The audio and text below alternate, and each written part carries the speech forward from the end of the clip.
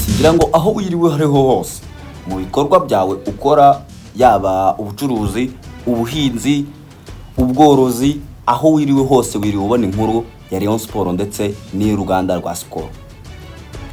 Bano b'abanyarwanda, abaturanyi, abafana ba Rayon Sport ndetse n'abandi, mwese muzi imikoranire iri hagati y'ikipe ya Rayon Sport ndetse n'uruganda rwa Skol. Tuzi akamaro uruganda rwa Skol rumarira ikipe ya Rayon Sport, tuzi n'iki kipe ya Rayon Sport imarira Skol. Hari amakuru yabyutse avuga kuri uyu munsi, kuri uyu wa kane, avuga ko ngo hagati ya Rayon Sport, Skol, ngo haba hagiye kubamo divorce. Ibyo byose nibyo nje kugira ngo tuganire. Nitwa Pasi Govinda, hano ni kuri The Quick Times News.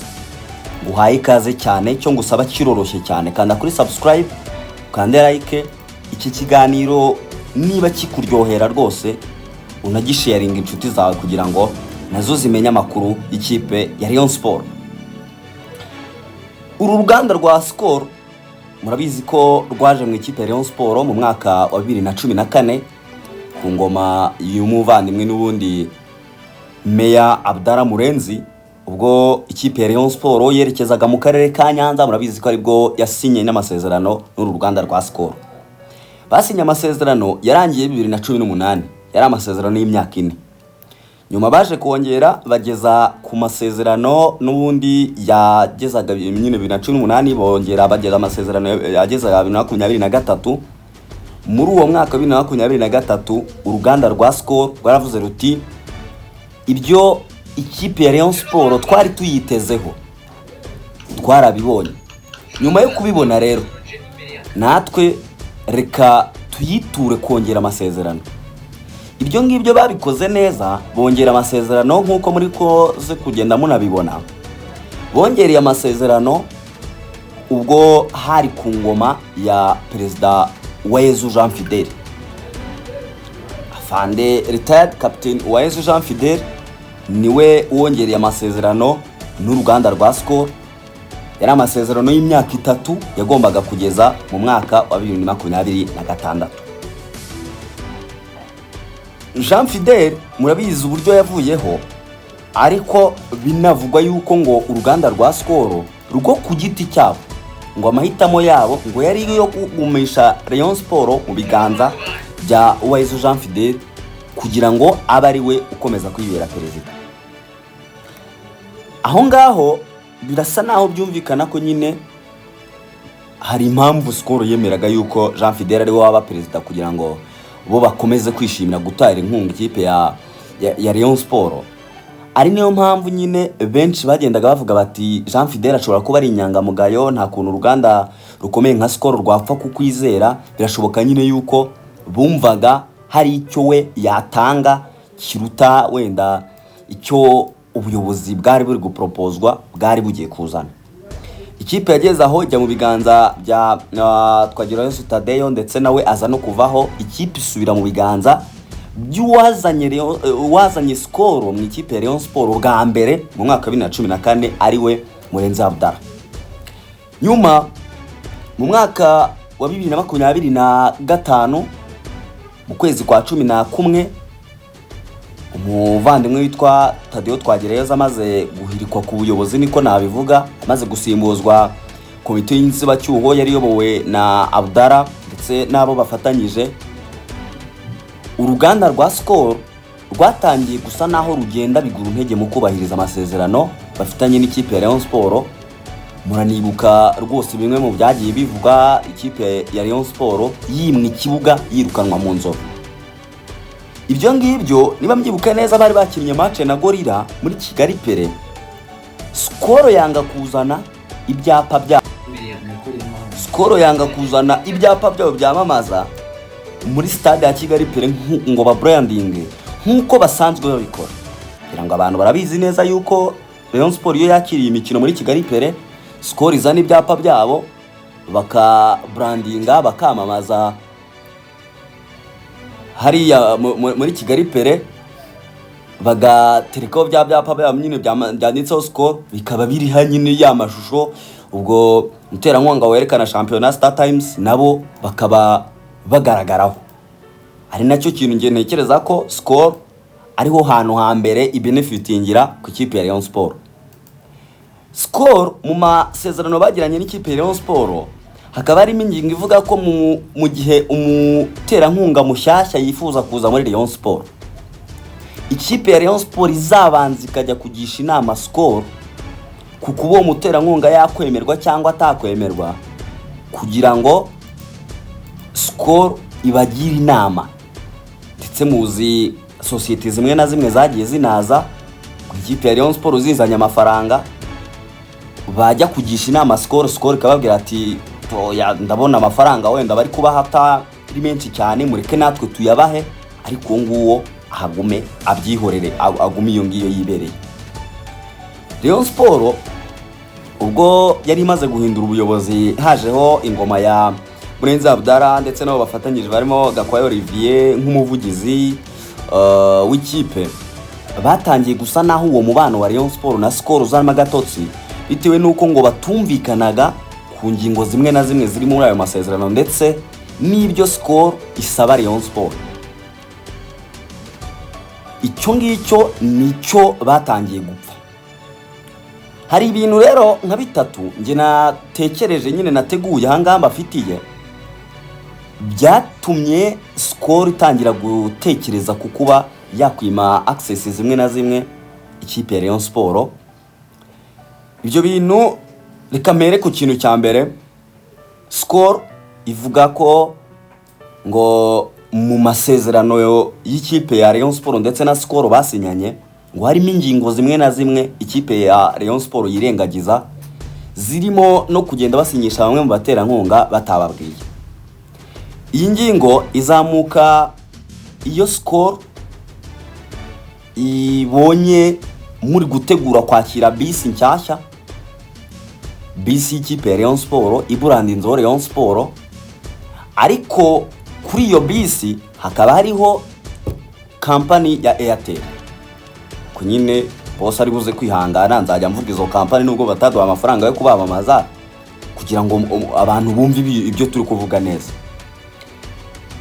Bisi ya Rayon Sport izaza iburandinzeho Airtel, ariko Airtel ntabwo Rayon Sport yigeze ijya kuyipresenta muri Skol ngo ibabwire yuko hari umuterankunga wifuza gufatanya na Rayon Sport akaba yabazanira bisi.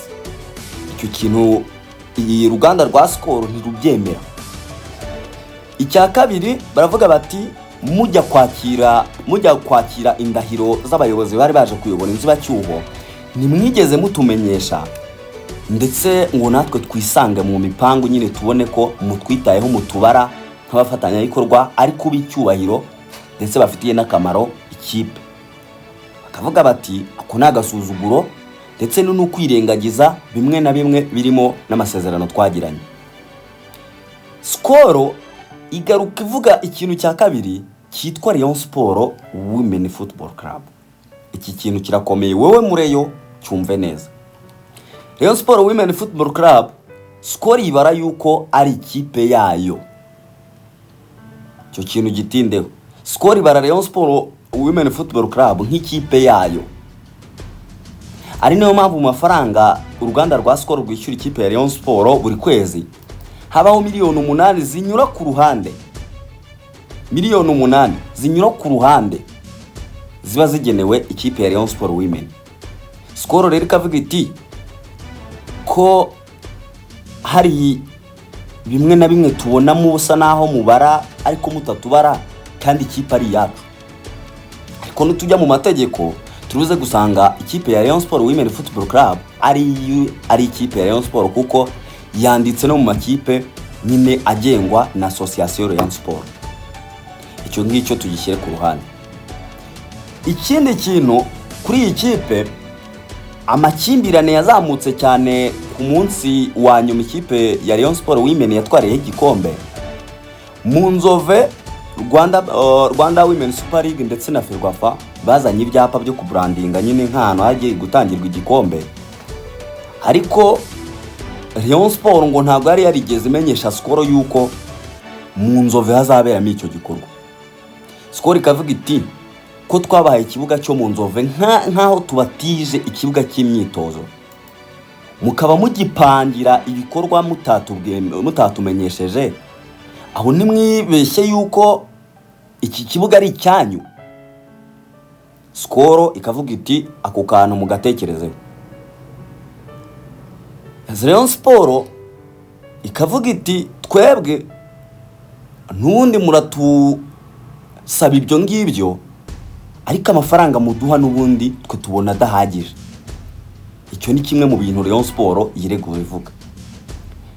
Ati amafaranga muduha miliyoni hafi 500, miliyoni 480 kuri sezo, ntago ari amafaranga mwakabaye mudutegekeraho uko mushakira. Rayon Sport ikanongera ikavuga iti bimwe mu bintu biri muri ayo masezerano, muri clause z'amasezerano twagiranye, zirimo ko nidushaka kugira umuterankunga mushyashya tuzana tuzabanza kuza kubabaza. Twe twumva ari ukudusuzugura kubera yuko nyine turi abantu bakuru, turi association ifite imbaraga, turi association ifite abantu benshi bakabaye babacururiza. Rayon Sport ikavuga iti mugomba kongera amafaranga cyangwa mukagabanya izo clause zisa naho nyine tutumvikana. Ikindi kintu Rayon Sport isa naho nyine itafitemo uruhare mu mubano wayo n'uruganda rwa Skol, ni ukutumvikana n'ubundi gusanzwe kuba hagati y'ubuyobozi bwa Skol ndetse n'ikipe ya Rayon Sport.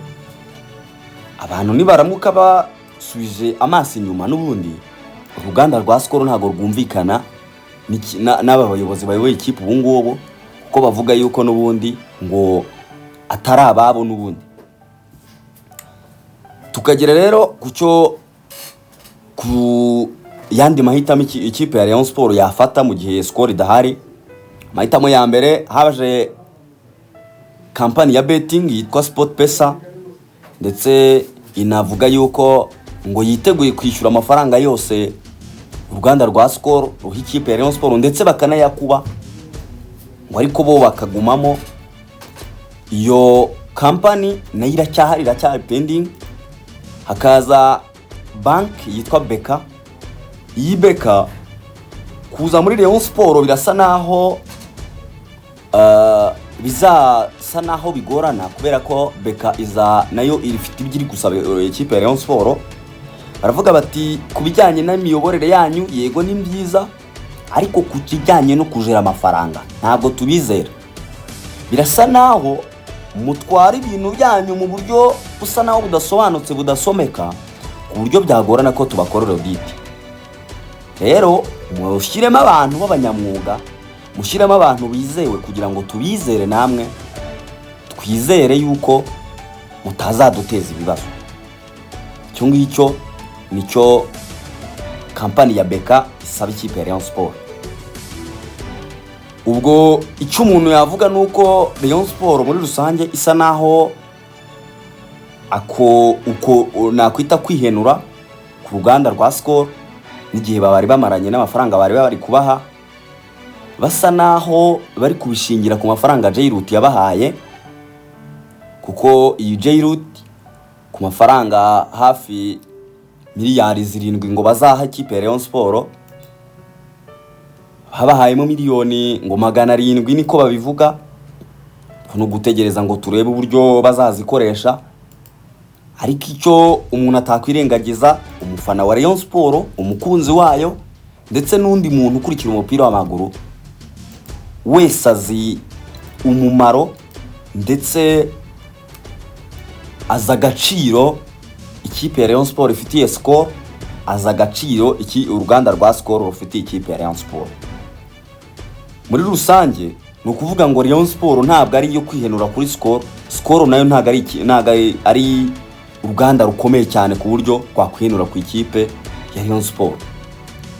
Rero nibi bintu bari magirirane, ntekereza yuko bakabaye bareba uburyo bumvikana, kugira ngo cyane ko Skol nyine tubonye ko ari ibyo ifatiyemo runini ikipe ya Rayon Sport, Rayon Sport nayo ikagira ibyo ifasha uru ruganda rwa Skol. ubwo rero no gutegereza ngo tuzarebe baziyunga gute, cyane ko muri iyi minsi mbere yuko weekend igera bafitanye inama yo gukemura utwo tubazo, ndetse binamuka binagoranye cyane ngo bazanarekurana habe batandukana. Ubwo rero ni gutyo gahunda zimeze. Aka kanya Rayon Sport n'uruganda rwa Skol ntibari kurebana neza, ubwo ni ugutegereza ngo turebe ngo inama izaba izanzura iki. Reka nsoreza ahangaha ngushimire kuba ugumana na The Quick Times News, ibiganiro byacu ugakomeza kubikurikira. Njye nitwa Pasi Govinda, kanda subscribe, kande like, kande share kuri iki kiganiro, ndetse unanyandikire muri comment uti ndabona Skol ariyo yabihomberamo cyangwa ndabona Rayon Sport ariyo yabihomberamo, cyangwa umbwira uti ndabona abangaba ari bo babona inyungu nyinshi mu mikoranire ya mugenzi we. Ngo niba ari Rayon Sport ibona inyungu nyinshi gukorana na Skol, niba ari Skol ibona inyungu nyinshi gukorana na Rayon, ibyo ngibyo winyandikire muri comment. Ndagushimiye, reka duhure mu kiganiro gitaha.